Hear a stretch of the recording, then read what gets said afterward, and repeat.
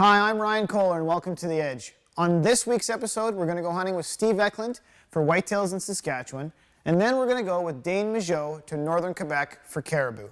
2 great hunts, 1 great episode on The Edge. We're back in the game, baby. Pretty excited. We're going to get some big buck action yet. Looks like we're going to have some long range action. 650 yards and running like a bat out of hell. He won't be like piece of cake. He won't be running, but you know, he'll be hot on that doe. That doe's hot. She had 2 bucks. She's obviously smelly, so we got something going on. Good deal. I wouldn't mind if he crested that top. Well, we're gonna try to do a little rattling. Send Cody up over on the next ridge, rattle, try to get one to come through this valley here. We're just gonna, it's a long shot, but we're gonna give it a whirl. We know there's a big one in here somewhere. We've seen him this morning, so see what happens here, I guess. We're in the Battlefords with good friends Bill Landry and family, and we're doing it up Saskatchewan style. We're about to do our first push of the week. Probably do quite a few of these this week. So what we're doing is posting, and then we have pushers. So the pushers are going to come through this big coulee in the back, and they know just from experience the deer come out in our general direction, could be either side of us. So it's one of those deals where you got to be able to judge a deer pretty quick and make a decision, and then hopefully get off a good shot. So it's going to be quite the adventure. We just posted for about 45 minutes, and we're freezing. Almost to death, maybe a bit of an exaggeration, but I just got a call from Bill, and the deer backdoored the pushers, so that means they actually Chengish cooked around and headed out behind him instead of coming out towards us. So he's gonna come get us. We're gonna go up on a big hill that he knows of that we can look down in, and hopefully we can pick them up and maybe see if they go bed down. They got to be in there with does, so they're probably trying to pin a doe down.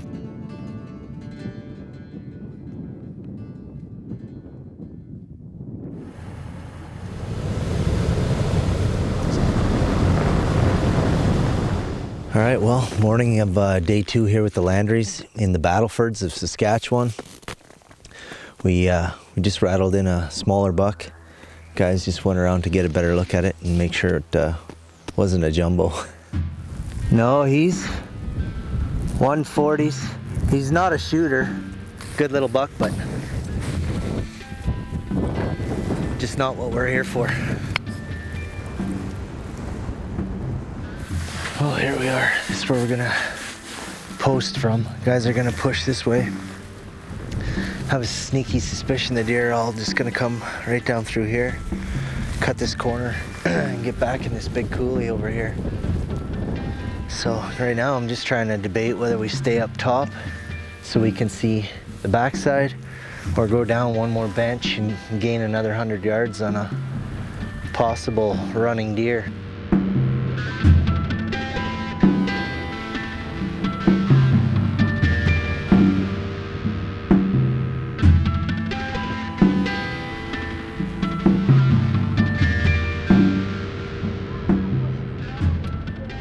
Okay, well, it's day 3. I've had some close calls, seen some good deer. I just haven't had an opportunity yet. Just, it's mid-afternoon right now, so we're back to push and bush again. And just posting here on this big hill overlooking this big meadow. Guys are coming from the south, pushing north this time. And lots of tracks going in here, so we're just gonna give it a whirl. 3 guys coming through, and we're the solo posters, so we need to be accurate and make it worthwhile. Apparently I'm not 20 anymore.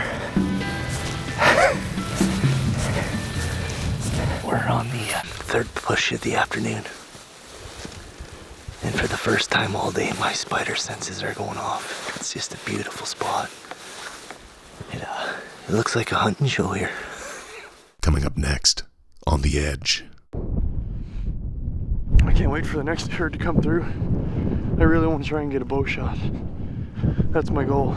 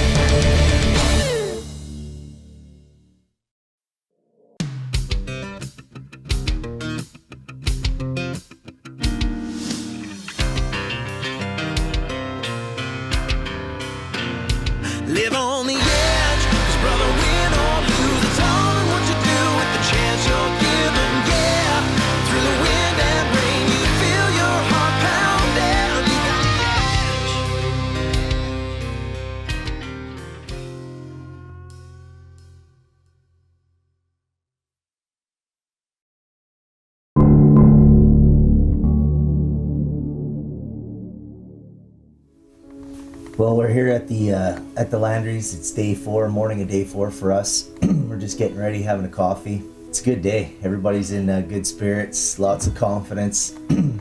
So we're driven. We're gonna make it happen today. Day 4 is the day for us.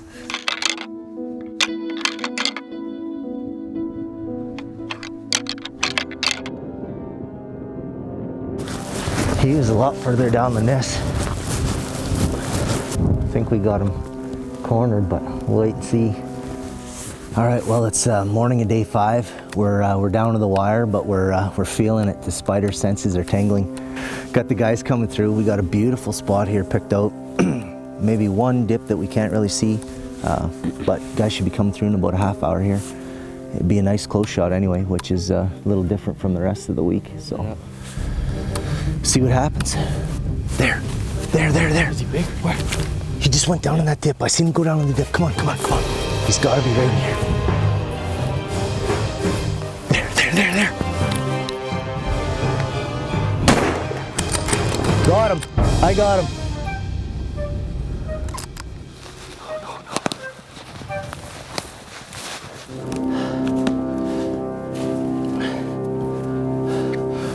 Oh, buddy, we did it. Look at them. He's broke off here. Look at the tines on this thing. Nice deer, eh? Pounded him too.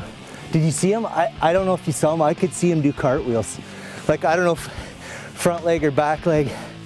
That's awesome, buddy. Look at the freaking brow tines on this thing. I did not see these, I can tell you that. That was a total surprise. Those gotta be, I don't know, 12 inches. Bladed. That's awesome. Awesome deer. I can't thank the Landrys enough for having us. Hospitality's been outstanding. Just a bunch of great deer hunters. Thank you so much, Bill. It's awesome. Problem, anytime. Awesome. Steve did a great job finding a nice lane through the trees to kill that whitetail. Big, huge brow tines, awesome deer. Now let's go way up north to hunt caribou with Dayne Majeau.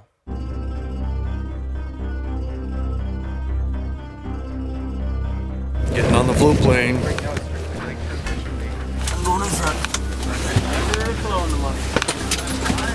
Hey, where are you going? In front of the plane. That was my seat, man. Get on the way back. Lost out. Yeah, front of the plane.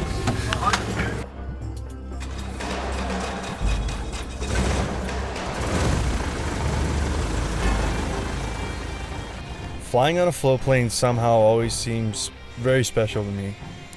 It's not like those big buses in the sky that carry hundreds of people to their tropical vacations. A float plane to me is somehow very Canadian. I'm going way up north to the tundra of northern Quebec to hunt caribou. It's my first time in this part of the country, and I am stoked. I like to see the landscape evolve from the boreal forest to the scrub grassland of the tundra, because the further north you go, the fewer trees there are. I'm trying to take it all in, but it's kind of overwhelming. I just hope the camera records even a fraction of what I'm seeing.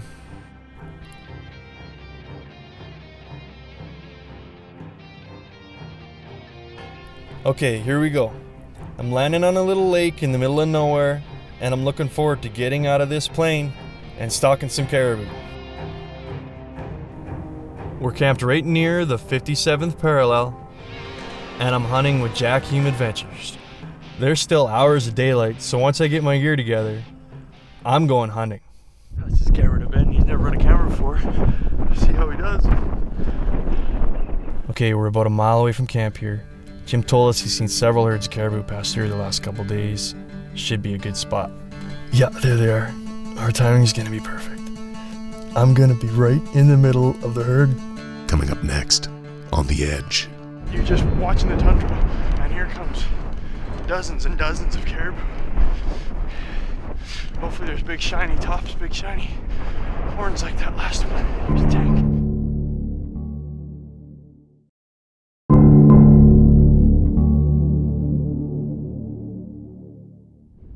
This caribou hunting is going to be really hard to capture on video. video, especially if I'm trying to self-film it. I made a big boo-boo and forgot my tripod at home. Well, not my tripod, I brought the wrong damn bolt. Anyway, I'm going to find my rangefinder right now. There is a herd of caribou. Where are they? Yeah, right there. No, right there. I just got to pull up on them. There's a bunch of cows. This is only like 3 hours into our hunt. This caribou hunt is a blast. Jack Hume is definitely worth the adventure. It's wide open. Literally herds of caribou coming through, and you just sit and wait, move a bit. I can't wait for the next herd to come through. I really want to try and get a bow shot. That's my goal. This is so much fun. You're just watching the tundra, and here comes dozens and dozens of caribou. Hopefully there's big shiny tops, big shiny horns like that last one. Here's a tank. Look at it. The wind is good, it's in my face.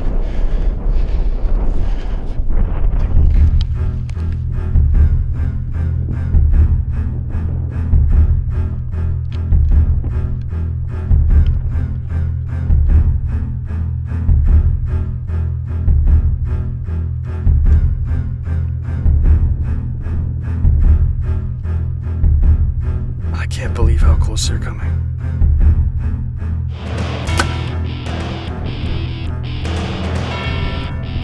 Yeah, I got him. Oh yeah, he's going down. Wow, I was so lucky to get such a nice bull on the first day. This is beautiful country, and I'm really looking forward to tomorrow. It's the morning of day 2 here on our Quebec caribou camp. I'm a little stiff this morning. I'm just trying to stretch it out. That lake out there is calm, it's cold and crisp. Hopefully have a better day weather-wise. We got some caribou to get out there this morning and clean up, and we're hopefully going to get right back to hunting. Hopefully those caribou that we're moving through weren't the end of the migration, and we get to see that again, because that was incredible. We've seen 300 plus caribou yesterday, all moving along like that.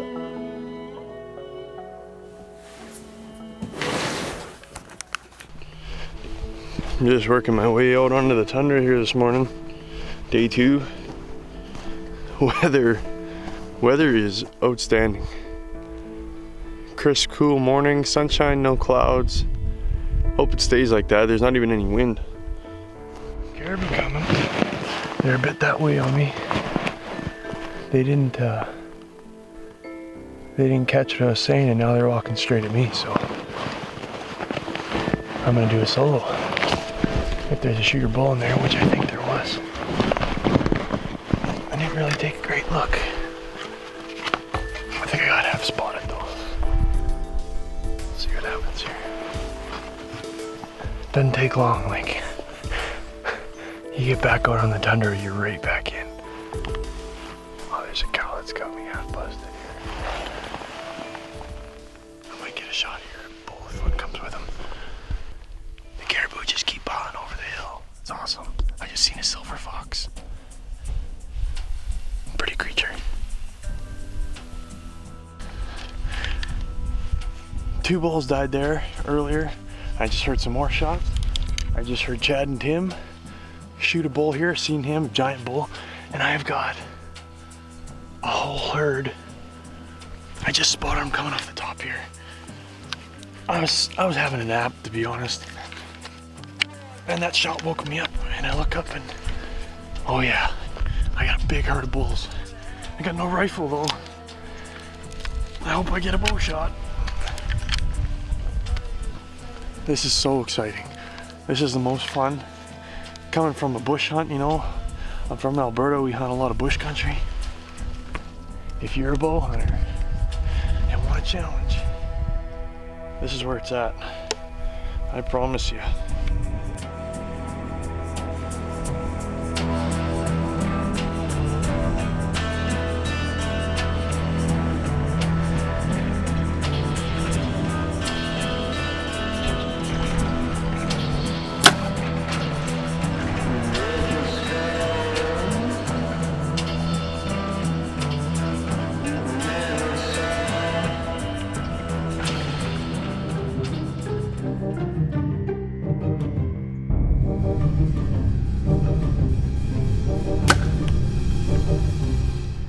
got him. I got him.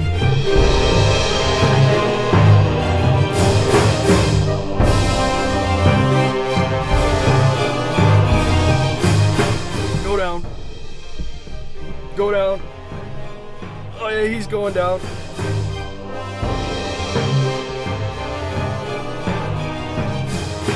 This is my second archery caribou. He's double shovel. He's got paddle tops with awesome points. It's everything you hope for and ask for when you come up here, and it was a great opportunity, and I'm very fortunate. You know, it's one thing to get to come on these cool, awesome trips. It's another when you get to harvest something like this, and there is no better feeling than the weight in the pack of a special animal. Coming up next on The Edge. Yeah. So what was it like when you first got within 30 yards of these caribou? One thing I noticed is you kind of get used to seeing caribou after caribou after caribou, and then all of a sudden there's like an hour dry spell, and you're like, whoa, where'd all the caribou go, right? But it's not that case. I mean, we were there for 5 days, and I think we've seen probably 1,500 caribou.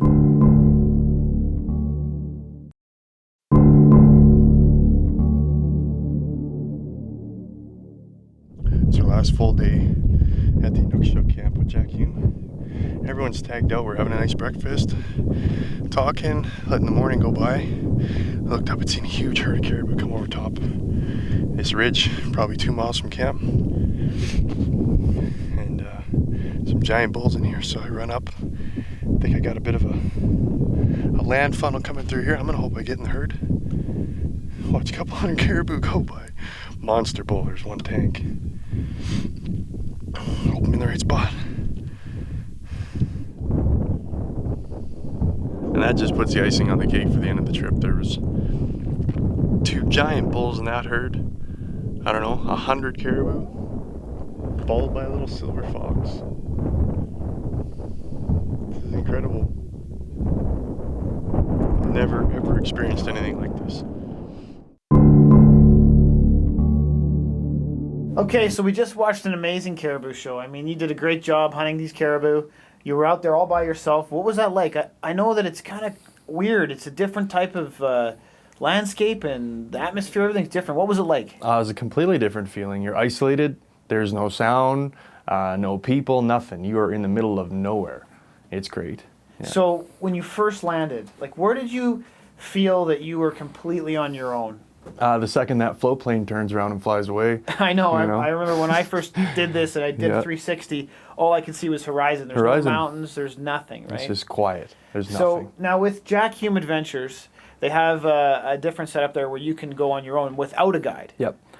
So my own personal preference is to be turned loose, to find my way along, do my own hunting thing there. And Jack Hume offers a 6-on-1 guided hunt, which is more or less a semi-guided hunt. Camp Cook and Jim was our guide. He was a great guide. He'll help you with your meat, help you with your horns, get it off the tundra.